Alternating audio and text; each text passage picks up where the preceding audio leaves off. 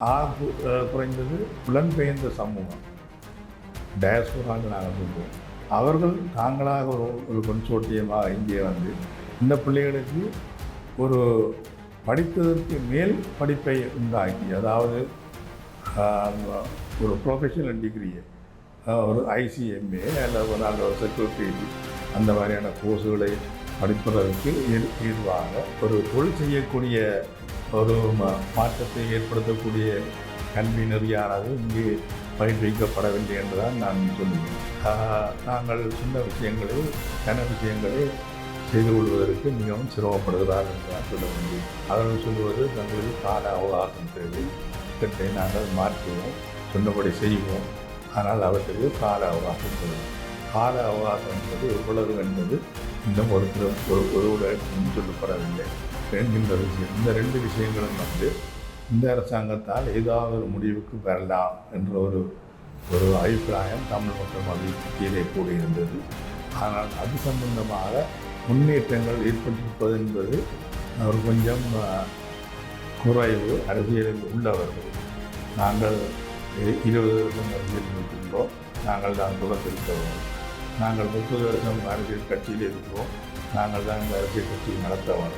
இந்த மாதிரியான விஷயங்களை கைவிட்டு படித்தவர்கள், செயற்படக்கூடியவர்கள் இவர்களை அணைத்து ஒரு கட்சியை முன்னிறுத்தி தமிழர்களுடைய பிரச்சனையை கொண்டு செல்வார்களே, ஆனால் அதன் தாக்கம் வந்து கூடுதலாக இருக்கும். வணக்கம். மற்றொரு நேர்காணலில் இணைந்திருக்கின்றோம். குறிப்பாக இந்த நேர்காணலில் பொறியியலாளர், அதே நேரத்தில் திருகோணமலை மாவட்டத்தினுடைய அரசு சார்பற்ற நிறுவனங்களுடைய இணையத்தினுடைய தலைவராக இருக்கக்கூடிய தவசிலிங்கம் அவர்களுடன் தான் இணைந்திருக்கின்றோம். வணக்கம்.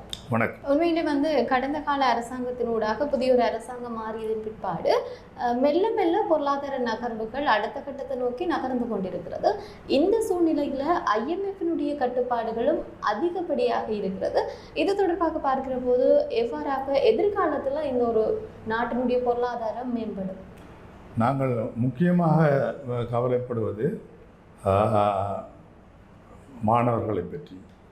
இன்றைக்கு கல்வி கற்கும் மாணவர்களை எடுத்துக்கொண்டீர்களானால் ஏறக்குறைய 60% மாணவர்கள் வந்து கூடுதலாக ஆர்ட்ஸ் அல்லது கொமர்ஸ் இப்படியான விஷயங்களைத்தான் பயில செய்கிறார்கள்.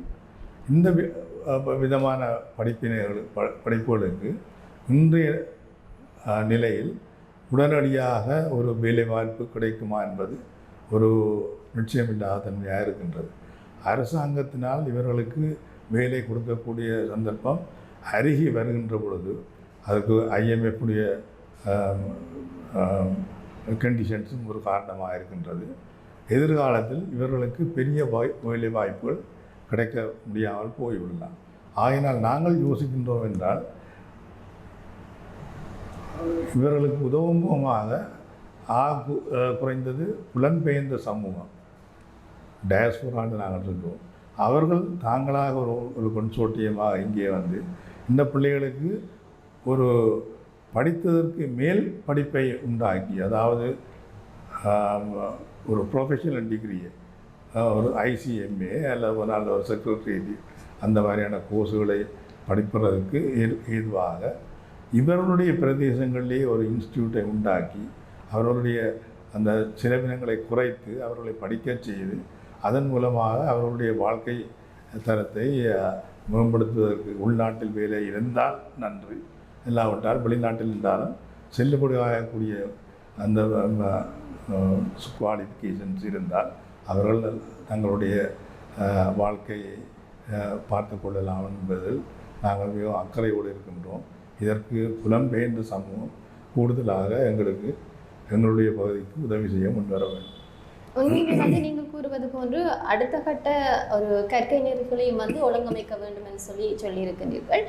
அதே நேரத்தில் பார்க்கிற போது இந்த வேலையில்லா பட்டதாரிகளுடைய பிரச்சனைகள் ஒரு பக்கம் நீங்கள் கூறியது போன்று அது வேறு வடிவத்தில் கூறணும்னு சொன்னால் அவர்களும் தொடர்ச்சியாக போராட்டங்களையும் முன்னெடுத்து வந்தார்கள்.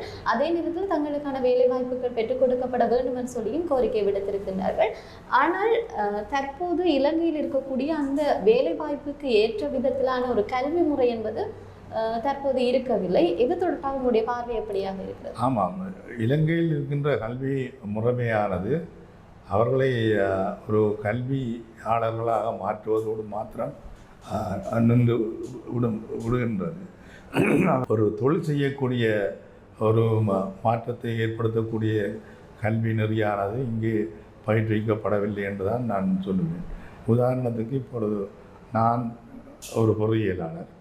ஆனால் நான் பொறியியல் பீடத்தில் கற்ற கல்வி நான் களத்துக்கு வந்து சேவை செய்யும் பொழுது ஒரு உறுதுணையாக இருந்ததை ஒழிய, ஆனால் அதுக்கு மேலதிகமாக நான் கற்க வேண்டிய விஷயங்கள் அதிகமாக இருந்தது.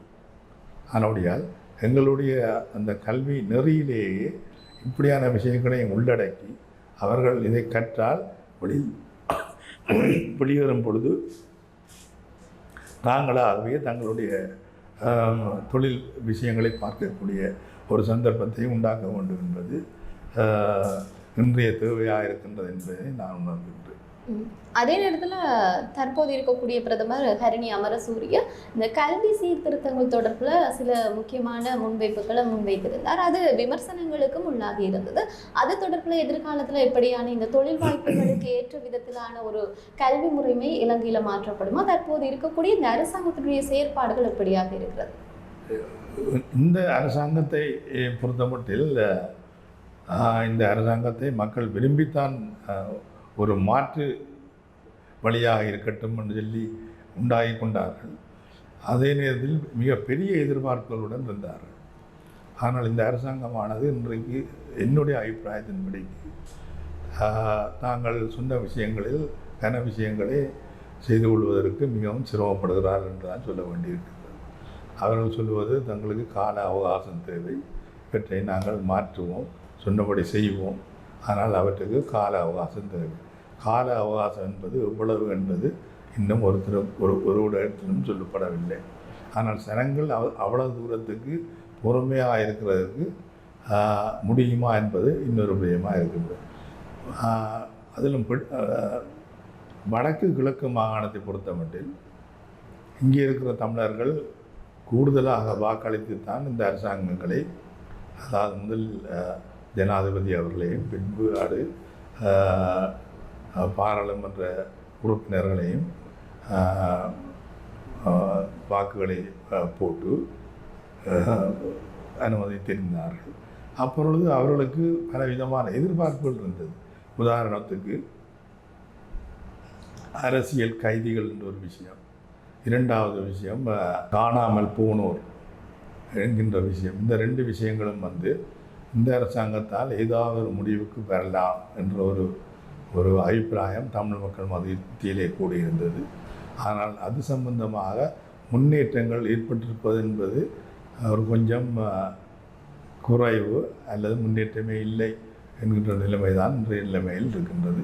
இது சந்தர்ப்பமாக அரசாங்கம் சற்று கூடுதல் கவனம் செலுத்த வேண்டும் என்று நான் யோசிக்கின்றேன். உண்மையிலே இந்த அரசாங்கத்தினுடைய செயற்பாடுகளும் இதற்கேற்ற வகையில் மாற்றி அமைக்கப்பட வேண்டும். நீங்கள் கூறியது போன்று பல விடயங்களை இலங்கையினுடைய நிலவரப்படி இந்த வறுமை தொடர்பில் பல விடயங்களை பேசியிருக்கின்றோம்.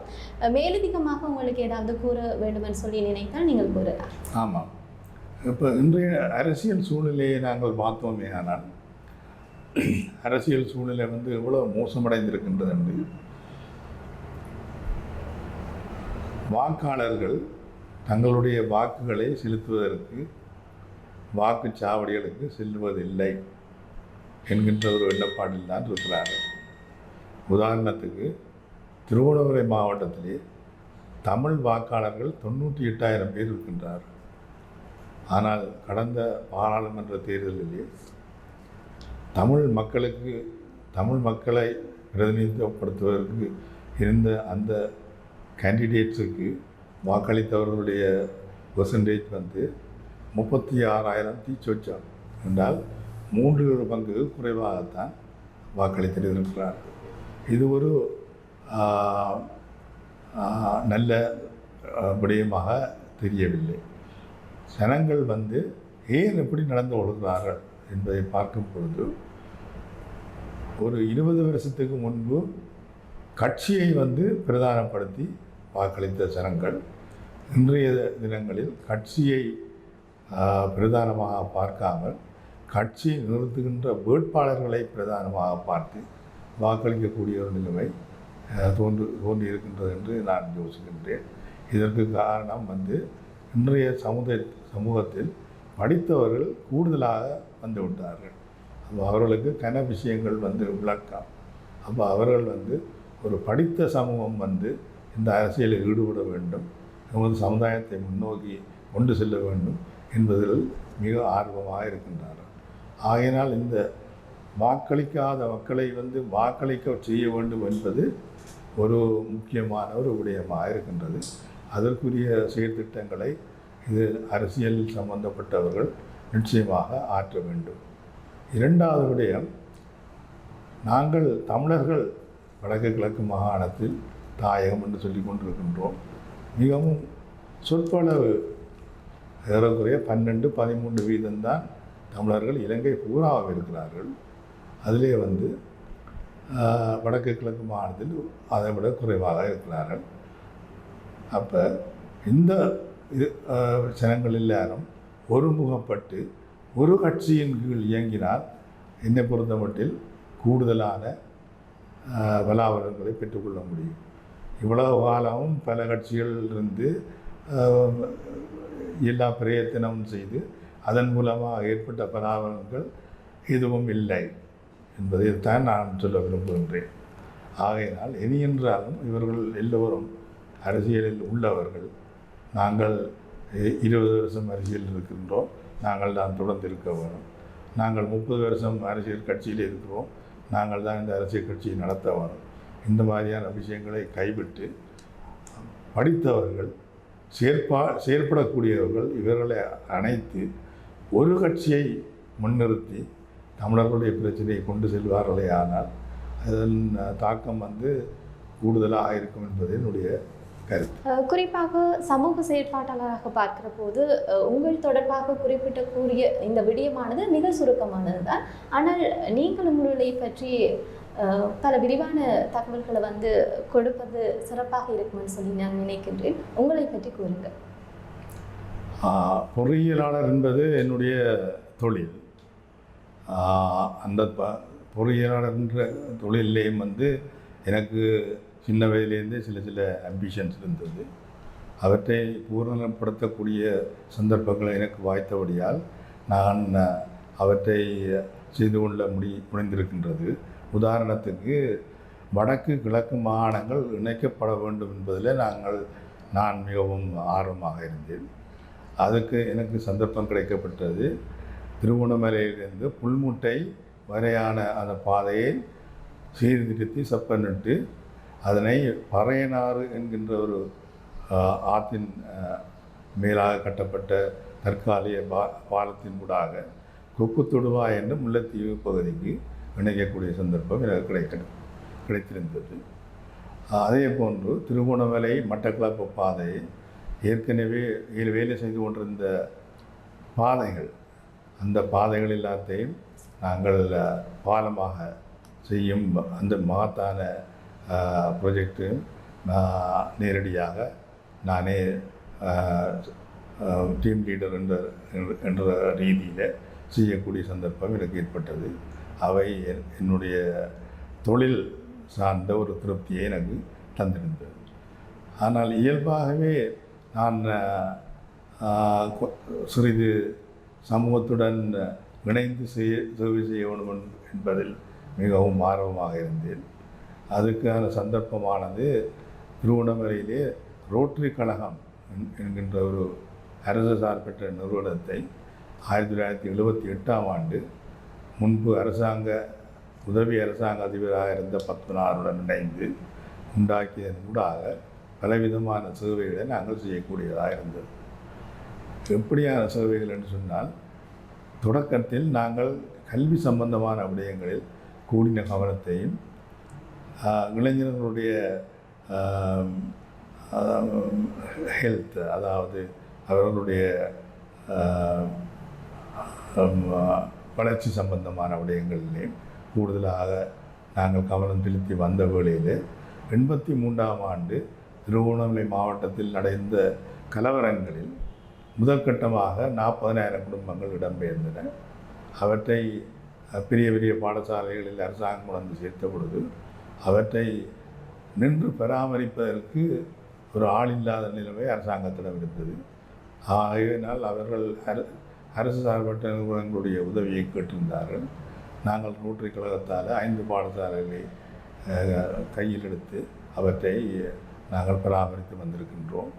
அதே போல் கிளப்பன்பர்க் என்ற இடத்துல ஒரு மாடல் கேம்ப் அதை உண்டாக்கி அரசாங்கம் கூடுதலான இடம்பெயர்ந்தவர்களை அங்கே வைத்திருந்த பொழுது அதையும் நாங்கள் பராமரித்து வந்திருக்கின்றோம். அரசாங்கம் மீளக்குடியே அமர்த்துவதற்கு முயற்சித்த வேளையில் அப்பொழுதும் நாங்கள் அவர்களுடன் முன்னின்று சேவை செய்து அவர்களை மீளக்குடியேற்றி அரசாங்கம் இன்றைய நிலைமையில் 57,000 குடும்பங்கள் இடம்பெயர்ந்திருந்தன. அவற்றை நாங்கள் மீளக்குடியேற்றி விட்டோம் என்று சொல்லுகின்ற ஒரு நிலைமைக்கு வந்திருக்கின்றது. ஆனால் இதில் உண்மை என்னவென்றால் அரசாங்கம் அந்த மீளக்குடியமர்த்தப்பட்ட குடும்பங்களுக்கு 25,000 கொடுப்பனவு மாத்திரம்தான் கொடுக்கக்கூடியதாக இருந்தது. ஏனைய வசதிகள் யாவும் அரசு சார்பற்ற நிறுவனங்கள் ஊடாகத்தான் அவர்களுக்கு வழங்கப்பட்டது. நாங்கள் சமீபத்தில் எடுத்த ஒரு கணக்கெடுப்பின்படிக்கு இதற்குரிய 39,000 குடும்பங்கள் அந்த இன்னும் தங்களுடைய வாழ்வாதாரத்தை பெருக்கிக் கொள்ள முடியாமல் வறுமை கூட்டங்கள் இருந்து கொண்டிருக்கிறபடியால் அவர்களுக்கு இன்னும் உதவிகள் தேவைப்படுகின்றது. உண்மையிலே உங்களை பற்றி ஒரு விடயம்னு சொல்லிக்க அது நீண்ட தூரமாக போகும். என்னென்னு சொல்லிச்சுன்னா நிறைய சமூக செயற்பாடுகள் தொடர்பில் நீங்கள் செயற்பட்டு கொண்டு முன்னின்று சேர்ந்து சமூக மட்டத்தில் நிறைய மாற்றங்களை வந்து கொண்டு வந்திருக்கிறீர்கள். நிச்சயமாக நிறைய விஷயங்களை நாங்கள் தொடர்ச்சியாக பேசி இருக்கின்றோம். அதே நேரத்தில் இந்த என்ஜிஓ அமைப்புகளை ஒன்றிணைத்து நீங்கள் சமூக செயற்பாடுகளில் ஈடுபட்டிருக்கிறீர்கள். அப்படியான சூழ்நிலைகளை எவ்வாறான மாற்றங்களை வந்து ஏற்படுத்த முடிகிறது? மாற்றங்கள் என்று சொல்லும் பொழுது நாங்கள் வறுமை கோட்டின் கீழ் இருக்கின்றவர்களை எவ்வளவு தூரத்துக்கு தங்களுடைய சுயகாலில் நிற்க வைக்க முடியுமோ அதற்கு ஆதரவான விடயங்களைத்தான் கூடின கவனங்களை செலுத்தி கொண்டு வந்திருக்கின்றோம். ஆனால் அதே நேரத்தில் சிறார்களையும் பாடசாலைகளில் கல்வி வைப்பதற்கு ஒரு உந்து சக்தியாக நாங்கள் செயல்படக்கூடிய திட்டங்களைத்தான் முன்னெடுத்து கொண்டு வந்திருக்கின்றோம். மாணவர்களுக்கு ஏற்படக்கூடிய பிரச்சனைகள் எவ்வாறாக இருக்கிறது? குறிப்பாக உணவு பற்றாக்குறை அந்த மாதிரி விடயங்களில் எப்படியாக குடும்ப சூழ்நிலை அதனூடாக அவர்கள் அந்த கல்வியை முன்கொண்டு செல்வதில் மிக சிரமங்களை ஏற்படுத்தியிருக்கு. உதாரணத்துக்கு சொல்ல வேண்டும் என்றால் மூதூர் பகுதியில் இருந்த பள்ளிக்குடியிருப்பு என்னும் ஒரு கிராமத்தில் உள்ள பாடசாலையில் மாணவர்கள் வகுப்பறையில் மயங்கி விடுவதாக எங்களுக்கு செய்து வந்த பொழுது நாங்கள் அங்கே சென்று பார்த்து விசாரித்த பொழுது அவர்கள் காலை உணவு இல்லாமல் பாடசாலைக்கு வந்தபடியால் நீண்ட தூரம் நடந்து வந்தபடியால் அவர்கள் வந்து மயங்கி விடக்கூடிய ஒரு சந்தர்ப்பம் ஏற்பட்டிருக்கின்றது. உடனடியாக நாங்கள் செயற்பட்டு அவர்களுக்கு 6 மாதத்துக்கு காலை உணவு அளிக்கிறதுக்கு ஏற்பாடும், அதே நேரத்தில் அந்த 600 பிள்ளைகளுடைய தாய் தந்தையர்களுக்கு ஒரு வருமானம் ஈட்டக்கூடிய ஒரு தொழிலை கொடுப்பதற்கும் ஏற்பாடு செய்து கொண்டோம். அந்த விஷயத்தை செய்யும் பொழுது நாங்கள் அங்கே பெண்களைத்தான் முன்னிலைப்படுத்தி இந்த விஷயங்களை கொண்டு நடாத்த தீர்மானித்தோம். அந்த பெண்களிடம் நாங்கள் கேட்டது, உங்களுக்கு உடனடியாக வருமானம் ஈட்டக்கூடிய எந்த தொழிலை நீங்கள் விரும்புவீர்கள்? அவர்கள் சொன்ன பதில், எங்களுக்கு பேக்யார்ட் போல்ட்ரி, அதாவது நாங்கள் வளவுக்குள்ளேயே கோழியை வளர்ப்பது தான் எங்களுக்கு தெரிந்த தொழில். அவர்களுக்கு அதே தொழிலை கொடுத்து அவர்கள் 6 மாதம் கழிந்து கோழிகள் முட்டையிட தொடங்கிய பொழுது ஒரு மாதம் 15,000 வரையில் வருமானம் ஈட்டக்கூடிய ஒரு வசதி அவர்களுக்கு ஏற்பட்டு அதன் மூலமாக அந்த பாடசாலை பிள்ளைகளுக்கு காலை உணவு கிடைக்கக்கூடிய ஒரு வசதி ஏற்பட்டிருக்கின்றது. இந்த விஷயத்தை நாங்கள் திருப்திகரமாக இருந்தபடியால் நிலாவடியில் கோபாலபுரத்திலும் இலங்குத்துறை மூவத்துவாரத்திலும் இன்னும் ஒரு 520 குடும்பங்களுக்கும் கொடுத்துருக்கின்றோம். அப்போ இதில் வந்து நாங்கள் சொல்ல வேண்டியது என்னென்னு சொன்னால், நாங்கள் அவர்களுக்கு தெரிந்த விஷயங்களைத்தான் முன்னெடுத்து அவர்களுடன் வேலை செய்து அதன் மூலமாக அவர்களை முன்னேற்ற பாதையில் அழைத்துக்கு செல்ல விரும்புகிறோம். அதை விடுத்து அவர்களுக்கு ஒரு ட்ரைனிங்கை கொடுத்து அதன் மூலமாக அவர்கள் பிரச்சனைப்பட்டு அதில் சக்ஸஸ்ஃபுல்லாக வர்றதும் இருக்கலாம், வராமலும் போகலாம். இப்படியான அனுபவங்கள் எங்களுக்கு ஏற்கனவே ஏற்பட்டிருக்கின்றது. அதனுடையால் தெரிந்த தொழிலில் நாங்கள் அவர்களை முன்னேற்றுவதற்கு விரும்புகின்றோம். உடனடியாக பராமரங்களை எதிர்பார்த்தோம். உண்மையிலே நீங்கள் கூறுவது போன்று அந்த தெரிந்த தொழில்களை கொடுப்பதனூடாக அவர்களுடைய மாதத்திற்கான அந்த வருமானத்தை பெற்றுக்கொள்ளக்கூடியதாக இருக்கும். இந்த தொழில்கள் மேலதிக வருமானத்துக்காண்டி தான் நாங்கள் ஏற்பாடு செய்து கொடுக்கிறோம். அவர்கள் வழக்கமாக செய்கின்ற தொழிலை செய்கிறார்கள். உதாரணத்துக்கு ஒரு கூலி வேலை செய்கிறவர் கூலி வேலைக்கு தான் போகிறார். ஆனால் அவருடைய வீட்டில் இருக்கிற அவருடைய மனைவியானவர் தான் இந்த நாங்கள் சொல்கிற இந்த மேலதிக வருமானத்துக்குரிய தொழிலை செய்ய போகிறோம். கோழி வளர்த்தது பெண்கள் தான். உண்மையில் சில என்ஜிஓக்கள் மூலமாக கொடுக்கப்படுகிற அந்த நிதி உதவியானது ஆரம்பத்தில் அந்த கொடுத்து முடித்தவுடன் அது ஆவணப்படுத்தியதுடன் அது முடிந்து போய்விடும். சில நேரங்களில் உண்மையில் அவர்கள் கொடுத்த அந்த நிதிக்கான விடயங்கள் நடைபெற்று கொண்டிருக்கிறதா என்பது தொடர்பாக மீள பார்க்கிற தன்மை என்பது குறைவாக இருக்கும் தானே. ஆனால் நாங்கள் செய்கிற ப்ராஜெக்டில் நாங்கள் மிக கவனமாக இருக்கின்றோம் என்றால், கொடுத்த ப்ராஜெக்ட் ஒரு வருஷத்துக்கு பிறகு எப்படி செயற்படுகின்றது என்பதை நாங்கள் மீளவும் ஃபீல்ட் விசிட் செய்து, அதாவது களத்துக்கு சென்று பார்வையிட்டு அது திருப்தியாக இருக்கின்றதா இல்லையா என்பதை அறிந்து அப்படியே 3 வருட காலங்களுக்கு தொடர்ச்சியாக செய்து கொண்டிருக்கின்றோம். உண்மையிலே அப்படியாக கொடுக்கிற போது தான் அது ஒரு ஆரோக்கியமான ஒரு மாற்றங்களை ஏற்படுத்தக்கூடியதாக அவர்களுடைய வாழ்வாதாரத்தில் ஒரு மாற்றத்தை உண்டாகும். தற்போது அப்படியாக தேவையுடைய மக்கள் இன்னும் இருக்கின்றார்கள். அதே நேரத்தில் அவர்களுக்கு எவ்வாறான செயற்றிட்டங்கள்? அதுதான் நான் ஏற்கனவே சொல்லியிருந்தேன். மீளக்க குடியமர்த்தப்பட்ட 57,000 குடும்பங்களில் ஏறக்குறைய 39,000 குடும்பங்கள் இன்றைக்கும் வறுமைக்கோட்டின் கீழ் தான் ஜீவிக்கிறார்கள்.